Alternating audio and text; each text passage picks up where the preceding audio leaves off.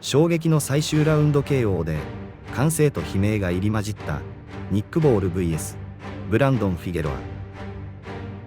この試合は両選手ともに井上尚弥選手がフェザー級に上げた時の対戦候補のため日本でも注目されていました。しかしあの衝撃的な結末に至るまでどのような駆け引きが行われていたのか、そこまで詳しく見た方は少ないのではないでしょうか。そこで今回はこの試合を徹底解剖、両選手の長所短所を整理した上で、もし井上選手と戦ったらどうなるのかまで踏み込んで解説します。これを見れば今後のフェザー級戦線が今の何倍も楽しくなること間違いなしです。ぜひ最後までご覧ください。動画の最後にはマネージャーメルからのおまけがありますので、そちらもお楽しみいただければ幸いです。それではどうぞ。今回は両選手の紹介からしていきます。 WBA 世界フェザー級王者のニック・ボール選手はイングランド・リバプール生まれの28歳、23戦22勝 13KO1 分け。この試合まで無敗のレコードを持ち、157センチとフェザー級ではかなり小柄ですが、その分筋肉が詰まった分厚い肉体をしており、好戦的に前に出て接近戦を挑みます。 KO 率は見た目ほど高くなく、一撃で沈めるというより連打で倒すタイプで、2024年3月に現王座を獲得し初戴冠。2025年3月には井上選手と戦ったドヘニー選手相手に防衛戦を行い、ドヘニー選手の棄権による10ラウンド TKO 勝利。続く8月にはこちらも井上選手と対戦予定だったグッドマン選手と対戦、3対0の判定で3度目の防衛を果たしています。この試合の詳細な解説もしていますので、フェザー級に興味のある方はぜひご覧ください。井上選手との対戦が噂されていたこともあり、フェザー級では日本での知名度が高い選手です。対するフィゲロア選手はアメリカ・テキサス生まれの29歳、元 WBC ライト級王者のオマール・フィゲロアを兄に持ちます。身長175センチ、リーチ184センチと5階級上のスーパーウェルター級で戦ったメイウェザー選手よりも恵まれた体格を持ちながら、自ら前進して接近戦を挑み、乱打戦で相手の心を折るスタイルでハートブレーカーの異名を持つスイッチヒッターです。2019年に WBA 世界スーパーバンタム級暫定王座を獲得。井上選手よりも先にネリ選手を KO し初黒星をつけます。その後こちらも井上選手と戦ったフルトン選手に0対2の判定で敗れ王座陥落。2023年にはフェザー級に階級を上げて2階級制覇を達成します。しかし階級を上げたフルトン選手に再び判定で敗れベルトを奪われます。30戦27勝 20KO2 敗1分けの戦績で、敗れた相手はフルトン選手のみです。好戦的なスタイルが井上選手と噛み合うと言われており、本人も対戦を望んでいるため対戦確率の高い選手です。それでは試合を見ていきましょう。この試合フィゲロア選手はサウスポーでスタートします。フィゲロア選手はもともとオーソドックスなので入りは右構えでスタートすることが多いですが、最近はすぐにサウスポーに切り替えることも多く、スイッチが磨かれるにつれてサウスポーで戦う時間が増えてきています。これに対しボール選手は長身選手対策のセオリーであるボディから崩そうとしていきます。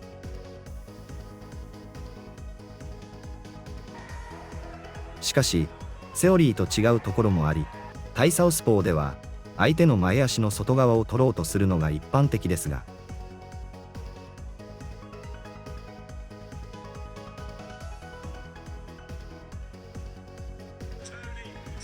ボール選手は踏み込みの際、そのほとんどを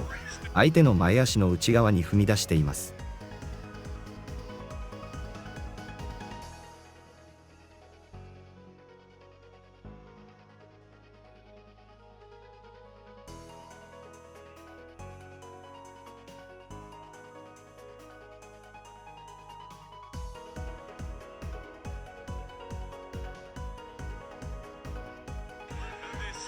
なぜ内側へ踏み込むかというと、相手の懐に入って距離が近づき、正面に立てるので、打てるパンチが多くなるからです。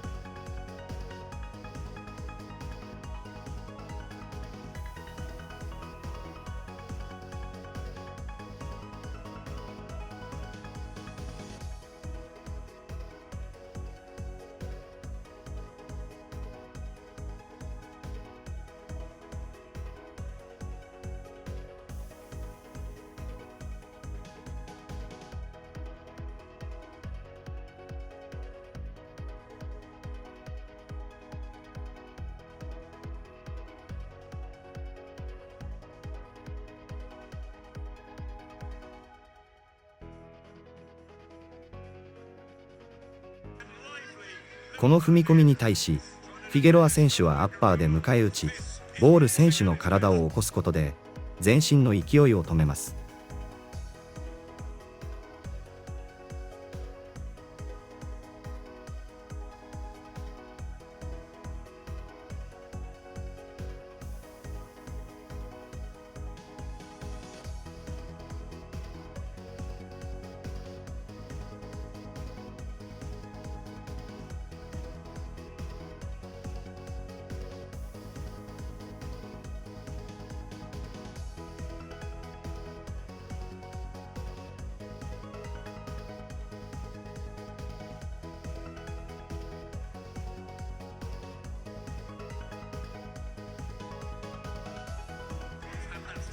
しかし、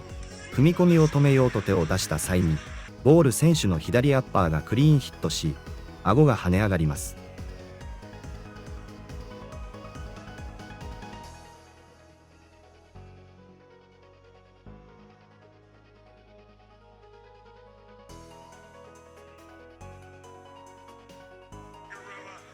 この左アッパーがヒットしたのには理由があり、それまではボール選手がジャブを打ちながら潜り込んでいたため、左アッパーを打てる状態ではなかったのですが、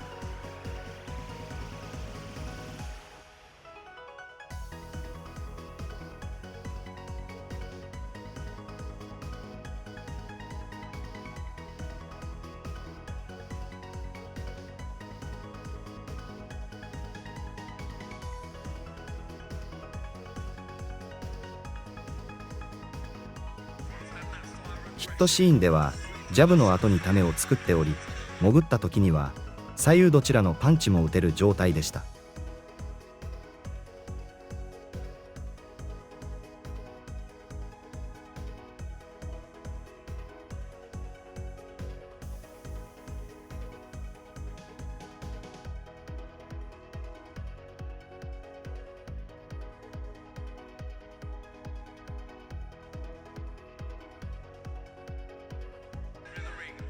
そしてためを作ったことでタイミングがずれ、それまでは攻撃が終わった後にフィゲロア選手の左が始動していましたが、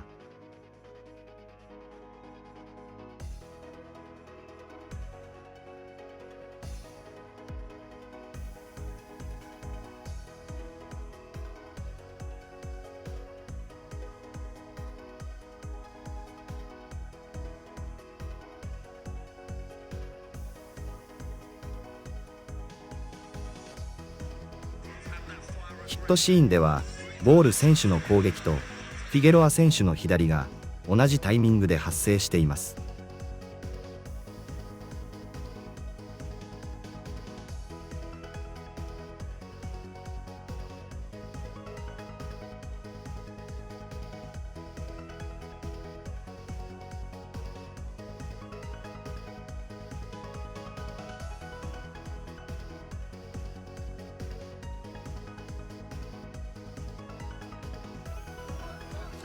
この左アッパーは威力が高く、ボール選手がこの肉体で KO 率が高くないのは、腕の力だけで打つ、押すパンチになりがちだからなのですが。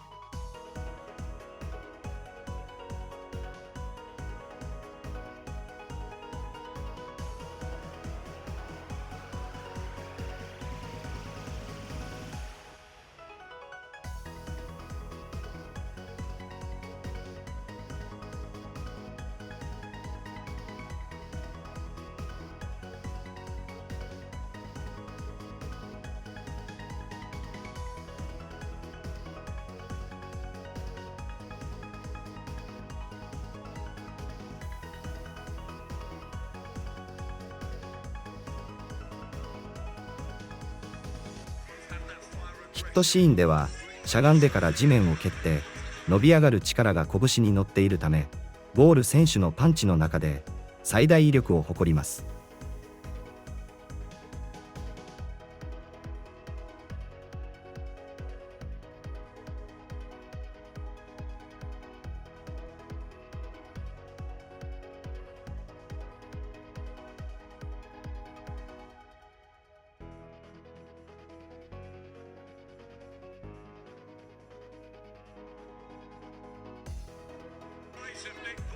かなりの衝撃だったように見受けられますが、フィゲロア選手はすぐに動き出し、左にダッキングしてのボディ狙いに切り替えます。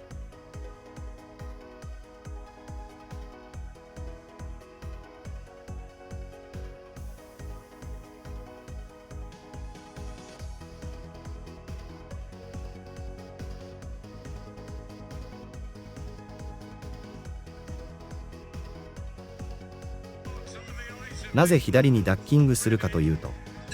先ほど被弾した左アッパーの軌道から外れることができるからです。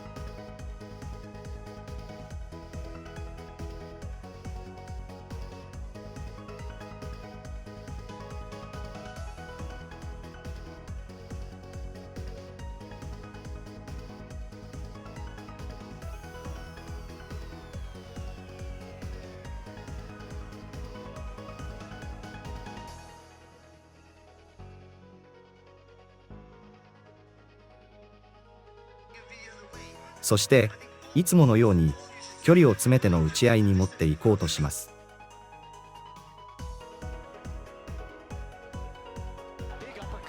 しかし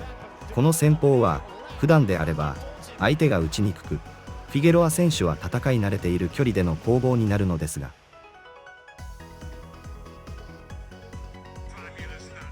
ボール選手にとってはそこが得意な距離で、リーチが20センチも長い相手が自ら自分の間合いに入ってきてくれることになります。グッドマン選手のようにリーチとステップを生かせば有利な展開になるのに、なぜ距離を詰めたのでしょうか。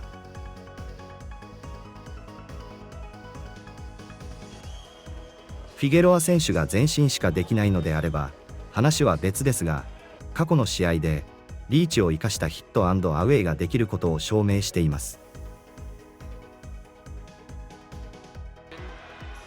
その理由一つ目が、ボール選手を下がらせるためで、下がる相手を追いかけて接近するのはボール選手の得意な展開ですが、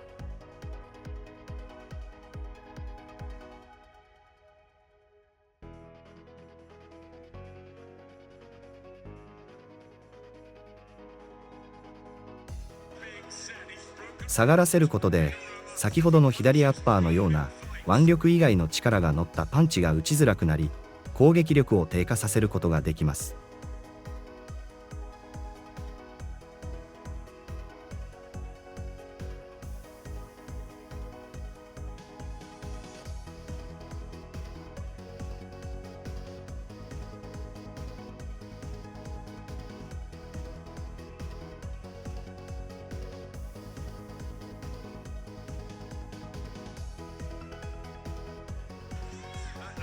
2つ目が得意なボディを打つためで、ボディはストレート系と違い、肘が曲がった状態で当てることが多いので近づく必要があります。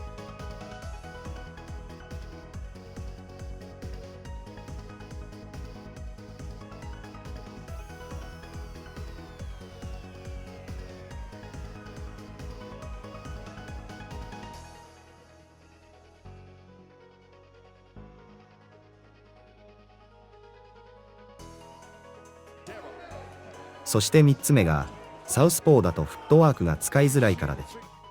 フィゲロア選手はもともとオーソドックスなので、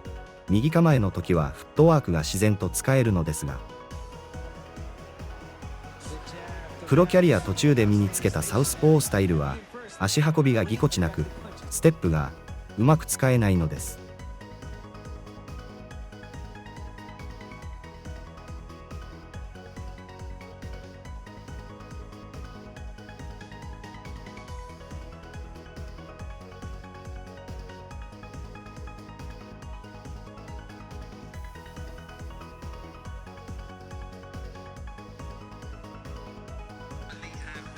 以前よりは慣れてきましたが、現状はサウスポーで戦う場合、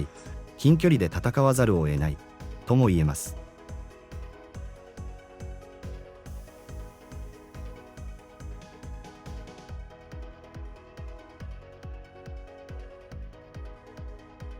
しかし、サウスポー選択は功を奏し、ボディと接近戦でボール選手のスタミナを削り、3ラウンド終了時には肩で息をしています。ボール選手は筋肉量が多いので、もともとスタミナの消費も大きいですが、グッドマン戦の5ラウンド開始前と比べると余裕の違いがわかります。同じラウンドのフィゲロア選手と比べると、スタミナ残量にかなりの差があるように見受けられます。ボディを嫌がったボール選手は腕を下げて L 字ガードでディフェンス意識をボディに集中します。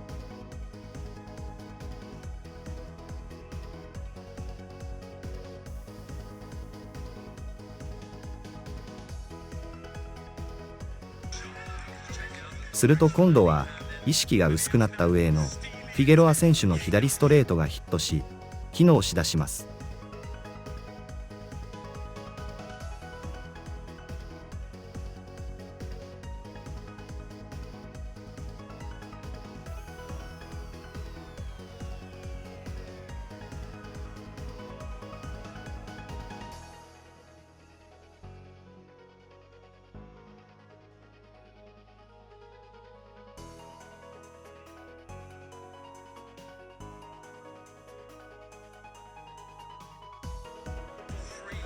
これに対しボール選手は近距離では攻撃に意識がいくので、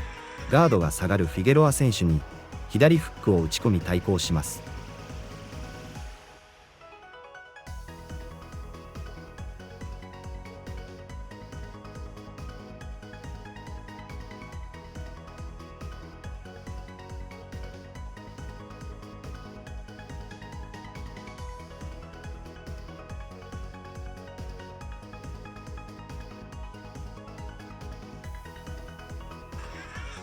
もう一つ、ボール選手にはサウスポーにスイッチしてからの左フックもあるのですが、パターンがほぼ一つしかなく、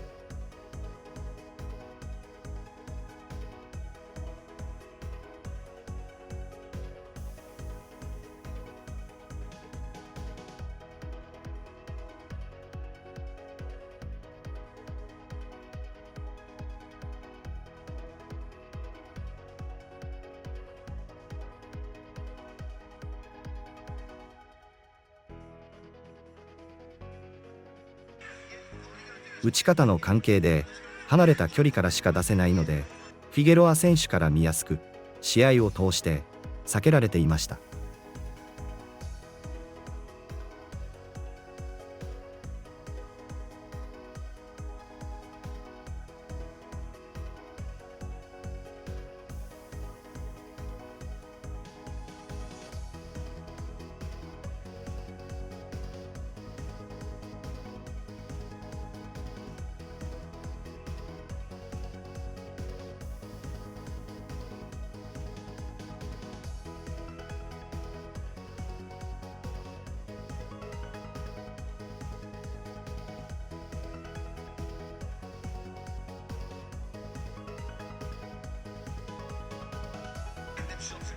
スタミナの消費を抑えたいボール選手は7ラウンドから深入りせずに足を使って距離を作り、中間距離で打ち合う作戦に変更します。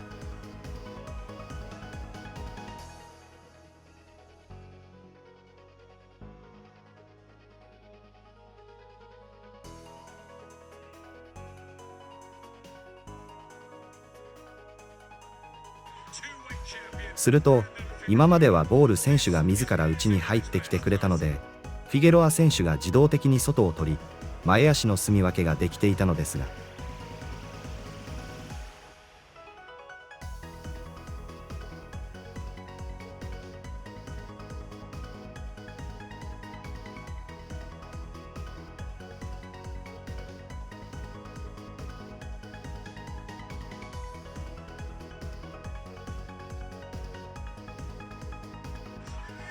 深入りしなくなることで、お互いの前足がぶつかることが多くなり、フィゲロア選手が前進しづらくなります。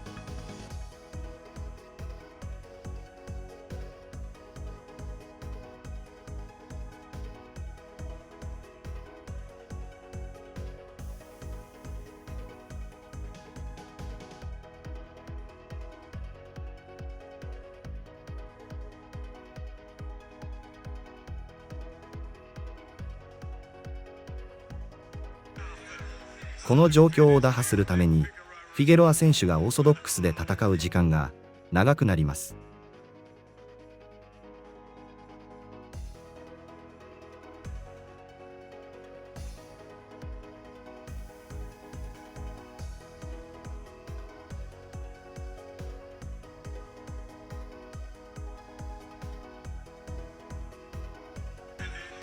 しかし、当然ボール選手はオーソドックスに慣れているので、フィゲロア選手の踏み込みにパンチを合わせる待ちのボクシングが機能し始めます。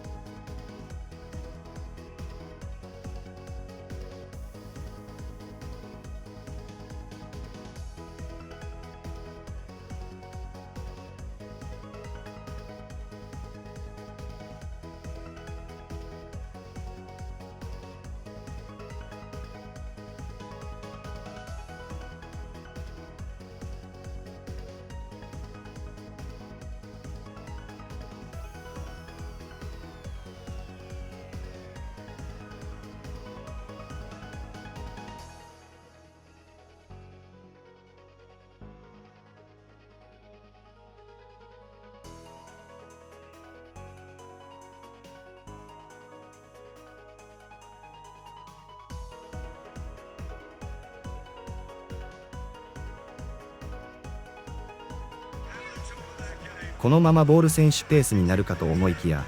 今度は逆にフィゲロア選手が待つボクシングをやり返し、リーチ差を生かし始めます。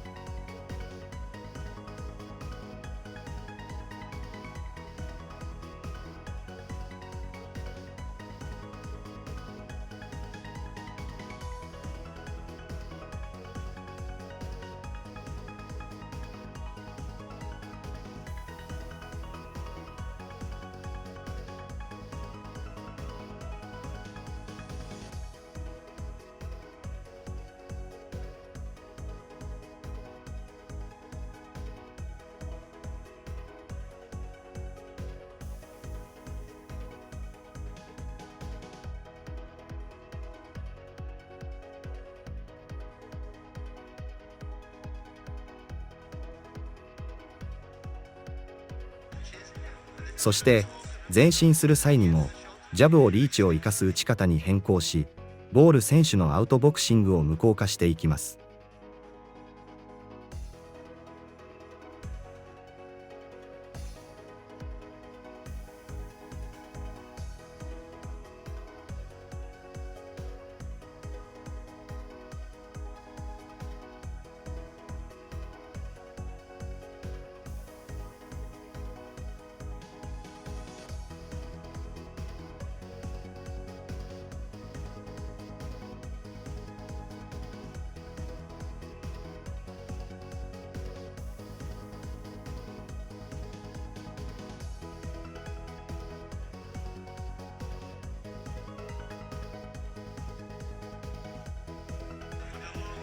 こうなると主導権がフィゲロア選手に移り、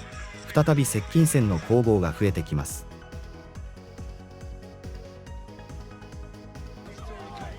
後半王展開だった前戦グッドマン戦と比較すると、ボール選手が思い通りに戦えていないことがわかります。もちろん距離を詰めることでボール選手の射程に入るので被弾することもありますが、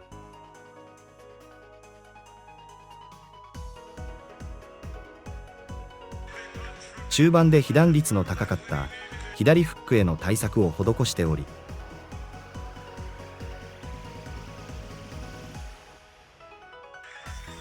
左フックと同じ方向に首をひねりながら、その回転をそのまま右フックに変換。防御と攻撃を両立しています。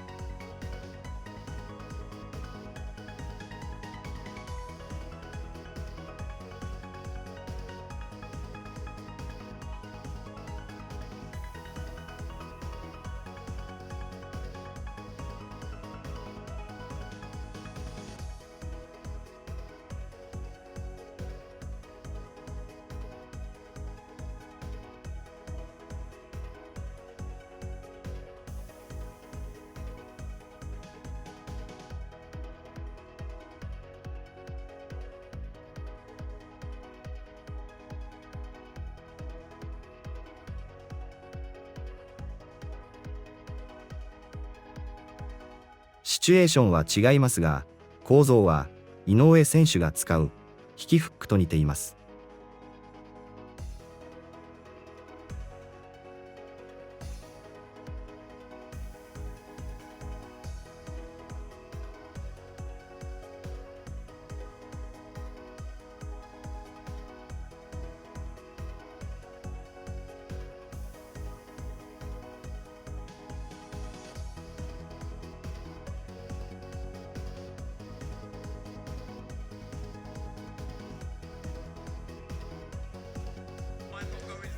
この対策はボール選手のバランスを崩して攻撃を中断させ、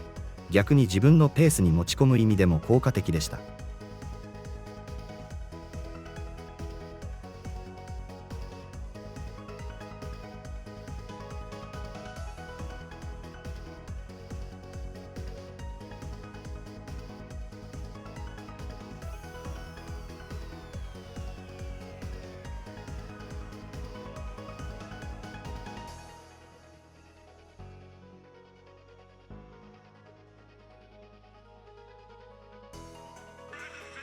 そして迎えた最終ラウンド開始直後、左フックの同時打ちでフィゲロア選手のパンチがカウンターでクリーンヒット。衝撃のダウンとなります。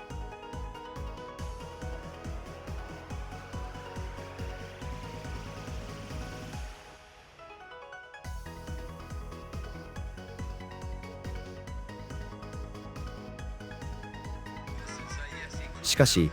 この左フックはなぜ当たったのでしょうか。実はフィゲロア選手は同じパンチを試合中に何度か出しています。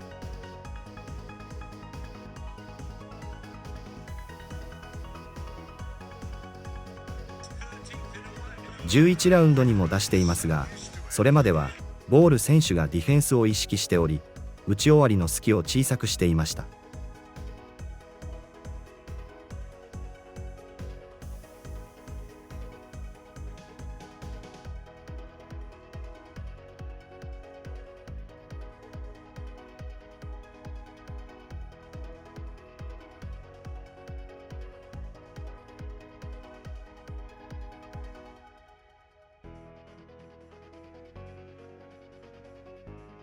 しかし、ダウンシーンではワンツーフックまで打とうとしており、攻撃意識で前重心になり、ガードが空いていました。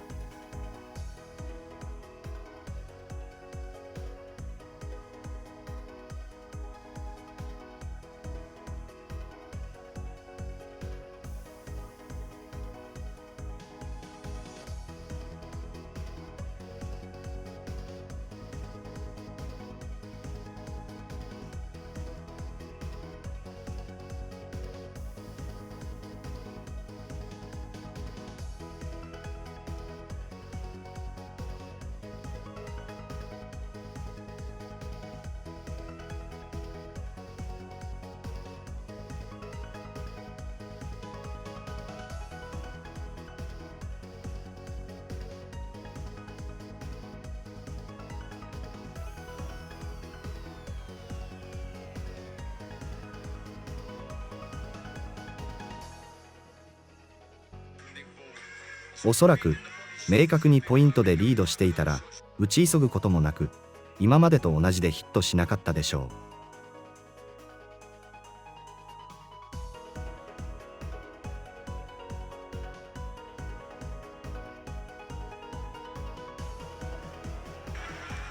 あらゆる手を尽くしてボール選手のペースに持っていかせなかった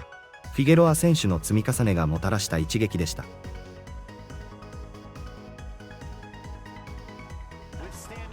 しかしこの試合を見て疑問に思うことが2つあり、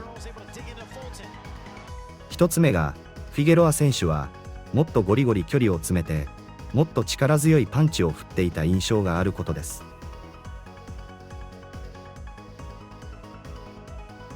これは前戦フルトン第2戦から言われており、この時は減量に失敗してコンディション不良かと言われていましたが、後にサウスポーにこだわりすぎて作戦が迷走していた結果と言われ、フルトン選手もオーソドックスだったらもっと苦戦したと語っています。では今回はというと、前回の敗戦後トレーナーを父親からマニー・ロブレスに変更しており、このトレーナーの得意な育成が荒削りの攻撃型に我慢、バランス、カウンター、じらせる展開を教え込むことなので、今回はトレーナーの影響が大きいように見受けられます。しかしパンチのヒット数はボール選手の方が多く、決してディフェンスが得意な選手ではないので、どうせ被弾するならば長所を伸ばして突撃した方が相手が嫌がり人気も上乗せされるかもしれません。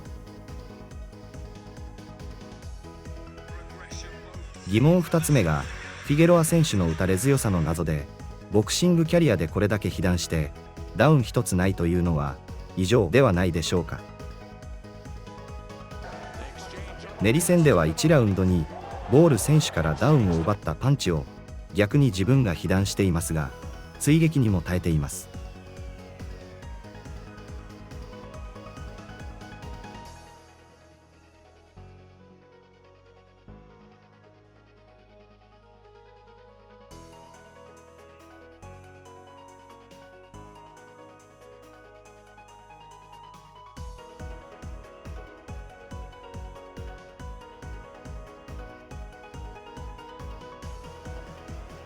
首の太さを比べるとボール選手の方が圧倒的に太く、防御力は圧倒的にボール選手の方が高そうなのにです。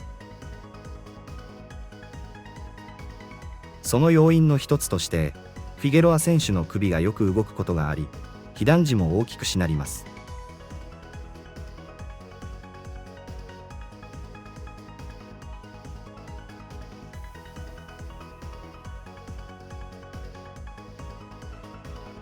これは見た目はよくありませんが、パンチが当たってから首がしなる分衝撃が逃げることになります。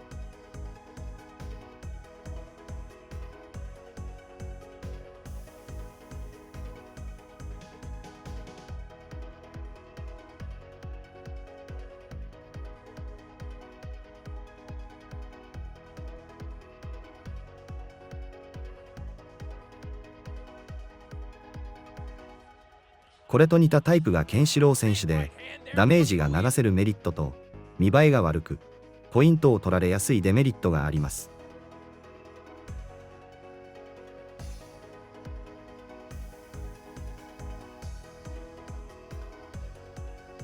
首のしなりとダメージの構造についてはこちらの動画で詳しく解説しています。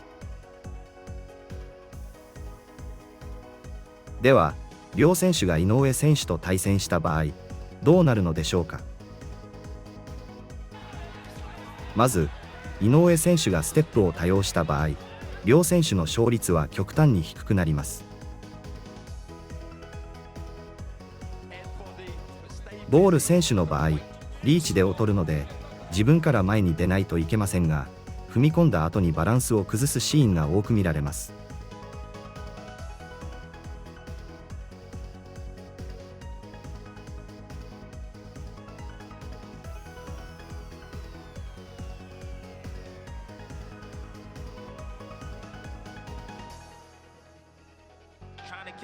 そして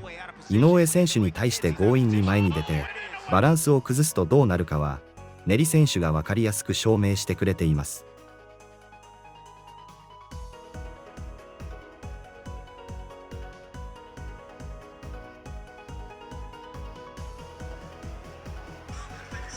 リスクがあるとすれば、足を止めて打ち合った時にこのスイッチしての左フックを被弾した場合です。この左フックはカルデナス戦でダウンを喫したパンチに似ており、足を止めていると軌道が見づらいかもしれません。しかしボール選手の射程が短いこと、井上選手が左フックへの対策を進めていることからヒットさせるのは難度が高いように見受けられます。そしてフィゲロア選手の場合、井上選手が182センチのリーチを持ちステップも使うマクドネル選手を苦にしなかったこと、同じく180センチ近いリーチを持ち、さらにディフェンシブなフルトン選手を駆け引きで攻略したことを見ると、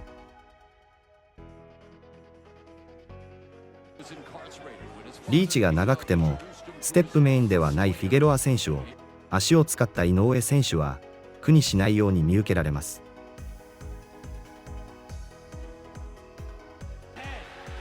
仮に井上選手を接近戦に巻き込んだ場合、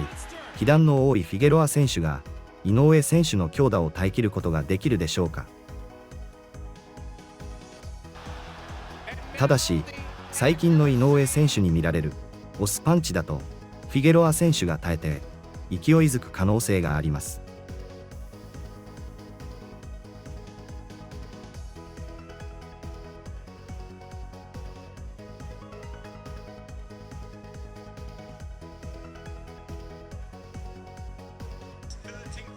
そして左フックはボール選手よりもリーチが長く可動域が大きく、しなる分遠心力などが乗り威力が高く、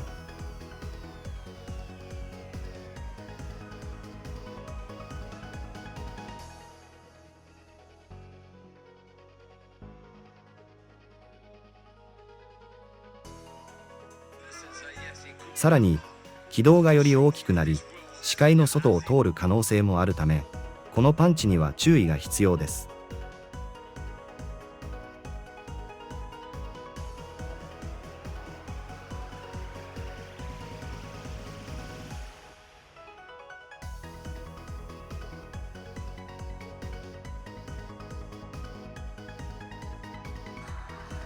しかし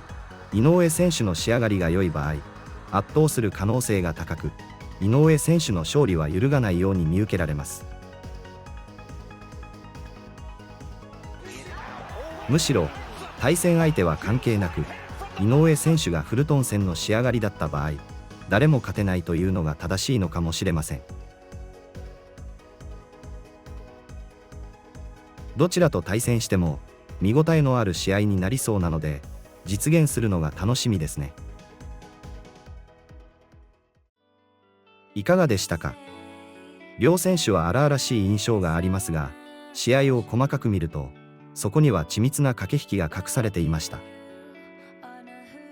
井上選手との対戦も現実味を帯びてきている中、両選手をよく知ることで試合の具体的なイメージもしやすくなったのではないでしょうか。まずは中谷選手との決戦に全集中し、その先に続く夢を見せてほしいですね。それでは最後はマネージャーメルからのおまけをお楽しみください。ご視聴ありがとうございました。また次の動画でお会いしましょう。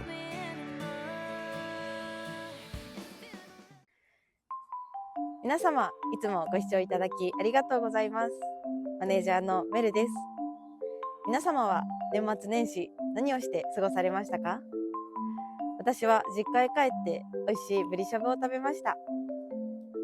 家族時間っていいですね。皆様のコメントお待ちしております。またね